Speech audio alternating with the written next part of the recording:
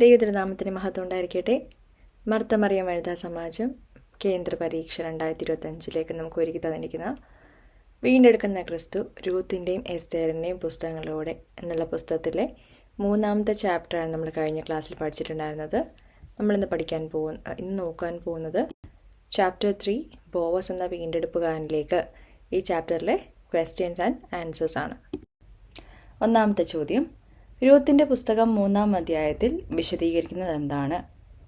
ബോവസിൻ്റെ വയലിലെ വിളവെടുപ്പിന് ശേഷമുള്ള സംഭവങ്ങളുടെ വിശദീകരണമാണ് രൂത്തിൻ്റെ പുസ്തകം 3ാം അധ്യായം. 3ാം അധ്യായത്തിൽ നവോമിക്ക് രൂത്തിനെക്കുറിച്ചുള്ള ആശങ്ക എന്താണ്? കൊയ്ത്തും വിളവെടുപ്പും കഴിഞ്ഞു, ഇനി വേണ്ടത് രൂത്തിനൊരു വിശ്രമ സ്ഥലമാണെന്നാണ് നവോമിക്ക് ആശങ്ക. ആ വിശ്രമ സ്ഥലം എന്നുദ്ദേശിക്കുന്നത് വിവാഹശേഷം ലഭിക്കുന്ന സുരക്ഷിതത്വം കൂടിയാണ്. അത് സുരക്ഷിതമായ ഒരു സ്ഥലമായിരിക്കണമെന്ന് നവോമിക്ക് നല്ലതുപോലെ അറിയാമായിരുന്നു. ഈ ഒരു ആശങ്കയായിരുന്നു നവോമിക്ക് രൂത്തിനെക്കുറിച്ച് ഉണ്ടായിരുന്നത്.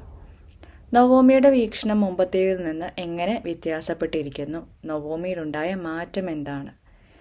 നവോമിയിൽ മുൻപ് കയ്പിൻ്റെ അനുഭവമായിരുന്നു, അവൾക്കുള്ളതെല്ലാം നഷ്ടപ്പെട്ടപ്പോൾ. പക്ഷേ രൂത്തിനൊരു വിശ്രമ സ്ഥലം കണ്ടെത്തണമെന്ന് ഉള്ളൊരു ഒരു ആശങ്കയിലൊരു പ്രതീക്ഷയാണ് നവോമിയിൽ കാണാൻ സാധിക്കുന്നത്. നവോമിയിൽ നല്ലൊരു മാറ്റമാണ് കാണാൻ സാധിക്കുന്നത്. രൂത്ത് 1:9 രൂത്തിനും ഓർപ്പയ്ക്കും താൻ്റെ ഭർത്താവിൻ്റെ വീട്ടിൽ പോയി വിശ്രാമം പ്രാപിക്കേണ്ടതിന് യഹോവ നിങ്ങൾക്ക് കൃപ നൽകുമാറാകട്ടെ എന്ന് ആശംസിച്ച നവോമി ബേത്ലഹേമിൽ തിരികെ വന്നപ്പോൾ മോവാബ്യ വയലുകളിൽ തിരികെ നോക്കാതെ യഥാർത്ഥ വിശ്രമസ്ഥലം തൻ്റെ മരുമകൾക്ക് വേണ്ടി തിരഞ്ഞു കണ്ടെത്തി അവളുടെ രക്ഷയും വീണ്ടെടുപ്പും ഉറപ്പുവരുത്തുകയാണ്. ആ ഒരു മാറ്റമാണ് നവോമിയിൽ അവിടെ കാണാൻ സാധിക്കുന്നത്. ഈ ഒരു ആഗ്രഹമാണ് നവോമി രൂത്തിനോട് 3ാം അധ്യായം 1 മുതൽ 5 വരെയുള്ള വാക്യങ്ങളിൽ വെളിപ്പെടുത്തുന്നത്. അപ്പോൾ ആ ചോദ്യത്തിനുള്ള ഉത്തരം, നവോമിയുടെ വീക്ഷണം മുമ്പത്തേതിൽ നിന്ന് എങ്ങനെ വ്യത്യാസപ്പെട്ടിരിക്കുന്നു, നവോമിയിൽ ഉണ്ടായ മാറ്റം എന്താണ് എന്ന് ചോദിച്ചിട്ടുണ്ടെങ്കിൽ, നവോമിയിൽ മുൻപ് കയ്പിൻ്റെ അനുഭവമായിരുന്നു, ഇപ്പോൾ ഒരു പ്രതീക്ഷയുടെ അനുഭവമാണ് കാണാനായിട്ട് സാധിക്കുന്നത്. വലിയൊരു മാറ്റമാണ് നവോമിയിൽ ഉണ്ടാവുന്നത്. രൂത്തിലൊരു വിശ്രമ സ്ഥലം കണ്ടെത്തണമെന്നുള്ളതാണ് ഇപ്പോൾ നവോമിയിലുള്ള ആശങ്ക അല്ലെങ്കിൽ ആഗ്രഹം. ആ ഒരു ആഗ്രഹമാണ് നമ്മൾക്ക് 3ാം അധ്യായം 1 മുതൽ 5 വരെയുള്ള വാക്യങ്ങൾ കാണാനായിട്ട് സാധിക്കുന്നത്. അവിടെ പറയുന്നുണ്ട്, രൂത്തിനും ഓർപ്പയ്ക്കും താൻ്റെ ഭർത്താവിൻ്റെ വീട്ടിൽ പോയി വിശ്രാമം പ്രാപിക്കേണ്ടതിന് യഹോവ നിങ്ങൾക്ക് കൃപ നൽകുമാറാകട്ടെ എന്ന് ആശംസിച്ച നവോമി ബേത്ലഹേമിൽ തിരികെ വന്നപ്പോൾ മോവാബി വയലുകളിൽ തിരികെ നോക്കാതെ യഥാർത്ഥ വിശ്രമസ്ഥലം തൻ്റെ മരുമകൾക്ക് വേണ്ടി തിരഞ്ഞു കണ്ടെത്തി അവളുടെ രക്ഷയും വീണ്ടെടുപ്പും ഉറപ്പുവരുത്തുകയാണ് ചെയ്യുന്നത്. ഇനി അടുത്ത ചോദ്യം, ആരാണ് രൂത്തിൻ്റെ 2ാം വിവാഹം നിശ്ചയിക്കുന്നത്? രൂത്തിൻ്റെ 2ാം വിവാഹം നിശ്ചയിക്കുന്നത് നവോമിയാണ്. രൂത്തിൻ്റെ 2ാം വിവാഹം നവോമി നിശ്ചയിക്കുന്നത് വ്യത്യസ്തമാകുന്നത് എങ്ങനെ? അത് നമുക്കറിയാം. നോർമലി സാധാരണ രീതിയിൽ മാതാപിതാക്കളാണ് മക്കൾക്ക് വേണ്ടി വിവാഹാലോചന നടത്തുന്നത്. പക്ഷേ ഇവിടെ അതിൽ നിന്ന് വ്യത്യസ്തമായി അമ്മായിയമ്മയായിട്ടുള്ള നവോമിയാണ് മരുമകൾക്ക് വേണ്ടി വിവാഹാലോചന നടത്തുന്നത്. അതുകൊണ്ടത് വ്യത്യസ്തമാവുന്നു. മനുഷ്യരായ നമ്മുടെ ജീവിതത്തിൽ നമ്മെ പാറ്റുന്ന 2 വ്യക്തികൾ ആരൊക്കെ? നമ്മൾ മെതിക്കളത്തിലെ സംഭവങ്ങൾ നമുക്കിപ്പോൾ പറഞ്ഞിട്ടുണ്ടായിരുന്നു. മെതി കഴിഞ്ഞാൽ യവത്തിൽ നിന്ന് പതിർ നീക്കേണ്ടതിന് ധാന്യം തൂറ്റേണ്ടിയിരിക്കുന്നു. തൂറ്റുക എന്നാൽ പാറ്റുക എന്നാണ് അർത്ഥം. അപ്പോൾ അതുപോലെ നമ്മുടെ ജീവിതത്തിൽ നമ്മളെ പാറ്റുന്നതിന് 2 വ്യക്തികളുണ്ട്. ആ 2 വ്യക്തികളെന്ന് പറയുന്നത് ഒന്ന് സാത്താനും മറ്റൊന്ന് കർത്താവുമാണ്. അതിനെ വിശദീകരിക്കാൻ പറഞ്ഞിട്ടുണ്ടെങ്കിൽ ലൂക്കോസ് 22:31 എക്സാമ്പിളായിട്ട് നമുക്ക് കൊടുക്കാം. അവിടെ എന്താണ്? ഗോതമ്പ് മണിയെ നശിപ്പിച്ച് പതിർ സൂക്ഷിക്കാനാണ് സാത്താൻ ശ്രമിക്കുന്നത്. എന്നാൽ ക്രിസ്തുവിൻ്റെ ആഗ്രഹം ഗോതമ്പ് മണിയെ സൂക്ഷിക്കുക എന്നതും പതിരിൻ്റെ ഒരു ചെറുകണിക പോലും അവിടെ ഉണ്ടായിരിക്കാൻ പാടില്ലെന്നുമാണ് ക്രിസ്തുവിൻ്റെ ആഗ്രഹം. ഇതാണ് നമുക്കവിടെ എഴുതാനായിട്ട് സാധിക്കുന്നത്. അടുത്ത ചോദ്യം, മനുഷ്യരായ എന്തുകൊണ്ടാണ് ഉടയവൻ കാറ്റ് വീശുമ്പോൾ പാറ്റുന്നത്? അത് ടെക്സ്റ്റ് ബുക്കിൽ പറയുന്നുണ്ട്. സാധാരണ രീതിയിൽ കാറ്റ് വീശുന്ന സമയത്താണ് ഉടയവൻ പാറ്റാനായിട്ട് ഇറങ്ങുന്നത്. കാരണം ഈ പതിരിന് യാതൊരു വിലയില്ലാത്തതുകൊണ്ട് പതിരിനെ കതിരുമായിട്ട് സെപ്പറേറ്റ് ചെയ്യേണ്ടതായിട്ടുണ്ട്.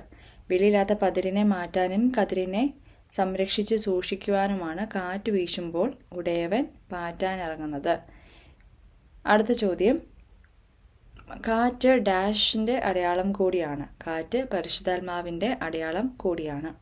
കാറ്റ് വീശുമ്പോൾ പാറ്റുന്നതിൽ നിന്ന് ലഭിക്കുന്ന ആത്മീക അർത്ഥം എന്താണ് എന്ന് ചോദിച്ചിട്ടുണ്ടെങ്കിൽ നമ്മളിപ്പോൾ പറഞ്ഞു കാറ്റ് പരിശുദ്ധാത്മാവിൻ്റെ അടയാളമാണ്.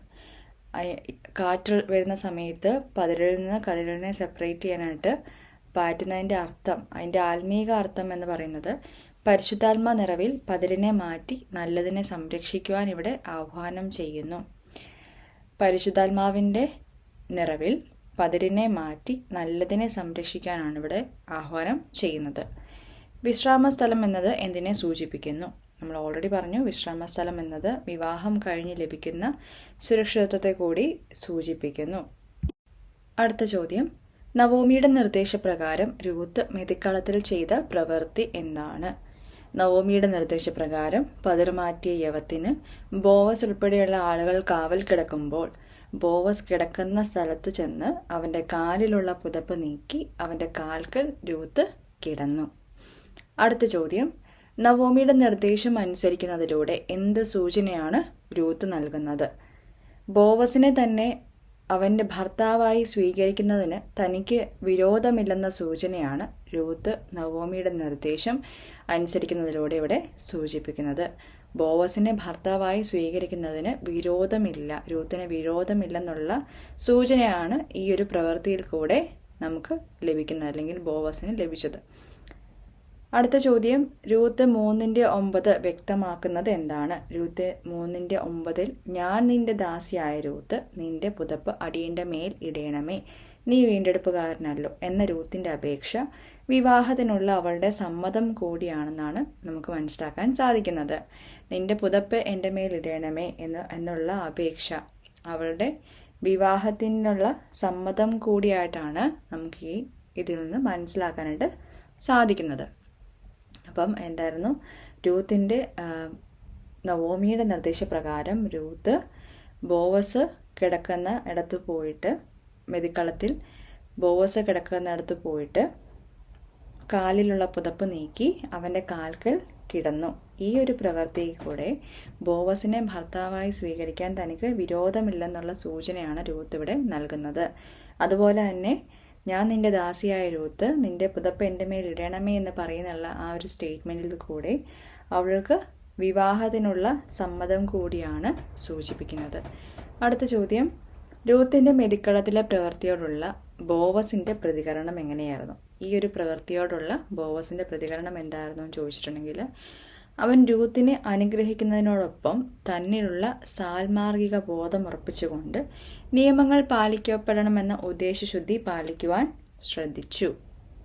ബോവസിൻ്റെ പ്രതികരണം, ബോസ് ദേഷ്യപ്പെടുകയല്ല അവിടെ ചെയ്തത്, പകരം രൂത്തിനെ അനുഗ്രഹിക്കുകയാണ് ചെയ്തത്. അതുപോലെ തന്നെ അവൻ നിയമങ്ങൾ പാലിക്കാനായിട്ടും ശ്രദ്ധിച്ചു. സാൽമാർഗിക ബോധം ഉറപ്പിച്ചുകൊണ്ട് നിയമങ്ങൾ പാലിക്കപ്പെടണമെന്ന ഉദ്ദേശശുദ്ധി പാലിക്കുവാൻ ശ്രദ്ധിച്ചു. അടുത്ത ചോദ്യം, ബോവസ് രൂത്തിന് നൽകിയ വാഗ്ദാനം എന്താണ്? അവിടെ ബോവസ് പറയുന്നുണ്ട്, തന്നേക്കാൾ അർഹനായ മറ്റൊരു വീണ്ടെടുപ്പുകാരൻ രൂത്തിന് വേണ്ടി ഉണ്ട്. അവൻ വീണ്ടെടുപ്പ് നിർവഹിക്കുവാൻ തയ്യാറായില്ലെങ്കിൽ മാത്രം താൻ തന്നെ അത് നിർവഹിക്കാമെന്നുള്ള വാഗ്ദാനമാണ് അവിടെ രൂത്തിന് നൽകുന്നത്. ബോവസ് രൂത്തിന് നൽകിയ വാഗ്ദാനം എന്താണ്? തന്നേക്കാൾ അവളെ വീണ്ടെടുക്കുവാൻ അർഹതയുള്ള ഒരാൾ വേറെയുണ്ട്. ഇൻ കേസ് ഇനി അയാൾ തയ്യാറാവുന്നില്ല എങ്കിൽ ബോവസ് വീണ്ടെടുക്കുമെന്നുള്ളൊരു വാഗ്ദാനമാണ് അവിടെ രൂത്തിന് നൽകുന്നത്. ഭർത്താവ് മരിച്ച വിധവയെ ഏറ്റെടുക്കുന്നതുമായി ബന്ധപ്പെട്ട നിയമം വ്യക്തമാക്കുക. അടുത്ത ചോദ്യം, ഭർത്താവ് മരിച്ച ശേഷം വിധവയായ ഭാര്യയെ ഏറ്റെടുക്കുവാൻ അയാളുടെ സഹോദരനോ ഏറ്റവും അടുത്ത ചാർച്ചക്കാരനോ ഉത്തരവാദിത്തമുണ്ട്. അവർ ഇല്ലാത്ത പക്ഷമോ അഥവാ അവർക്ക് സാധ്യമാകാതെ വരികയോ ചെയ്താൽ പിന്നെ വരുന്ന ഏറ്റവും അടുത്ത ചാർച്ചക്കാരന് അവളെ ഏറ്റെടുക്കുവാൻ സാധിക്കേണ്ടത് ഉചിതമാണ്. എന്തായിരുന്നു ഭർത്താവ് മരിച്ച വിധവയെ ഏറ്റെടുക്കുന്നതുമായിട്ട് ഉള്ള ബന്ധപ്പെട്ട നിയമം എന്ന് ചോദിച്ചിട്ടുണ്ടെങ്കിൽ, ഭർത്താവ് മരിച്ച ശേഷം വിധവയായ ഭാര്യയെ ഏറ്റെടുക്കുവാൻ അയാളുടെ സഹോദരൻ അല്ലെങ്കിൽ അയാളുടെ ഏറ്റവും അടുത്ത ചാർച്ചക്കാരനാണ് ഉത്തരവാദിത്തം. ഇനി അവർക്ക് സാധ്യമാകാതെ വരുന്ന പക്ഷം അല്ലെങ്കിൽ അങ്ങനെ ആൾക്കാരില്ലാത്ത സാഹചര്യത്തിലുമാണ് പിന്നെ വരുന്ന ഏറ്റവും അടുത്ത ചാർച്ചക്കാരൻ അവളെ ഏറ്റെടുക്കുവാൻ സാധിക്കുന്നത്. ഇനി അടുത്ത ചോദ്യം, ബോവസ് നവോമിക്ക് നൽകിയ സമ്മാനം സമ്മാനം എന്താണ്? ബോവസ് രൂത്തിന് പ്രത്യാശ നൽകിയ ശേഷം ഈ നിയമങ്ങളൊക്കെ മനസ്സിലാക്കി നിയമം പാലിച്ചുകൊണ്ട് ബോവസ് രൂത്തിന് പ്രത്യാശ നൽകിയ ശേഷം അവളെ 6 ഇടങ്ങഴി യവം കൊടുത്തുകൊണ്ടാണ് വിടുന്നത്. 6 ഇടങ്ങഴി യവം നവോമിക്കുള്ള സമ്മാനമായി കൊടുത്തുകൊണ്ട് ബോവസ് രൂത്തിനെ പറഞ്ഞു വിടുന്നുണ്ട്. അടുത്ത ചോദ്യം, യവത്തിൻ്റെ സമ്മാനത്തിൻ്റെ അർത്ഥം എന്താണ്? യവത്തിൻ്റെ സമ്മാനം രൂത്തിൻ്റെ വീണ്ടെടുപ്പ് നടക്കും എന്ന വാഗ്ദാനമാണ്. യവത്തിൻ്റെ സമ്മാനം രൂത്തിൻ്റെ വീണ്ടെടുപ്പ് നടക്കുമെന്നുള്ളൊരു വാഗ്ദാനമാണ്. അടുത്ത ചോദ്യം, 3-ാം അധ്യായത്തിൽ സമ്മാനമായി നൽകുന്ന 6 ഇടങ്ങഴി യവത്തിലെ 6 എന്ന സംഖ്യയുടെ പ്രാധാന്യം എന്താണ്?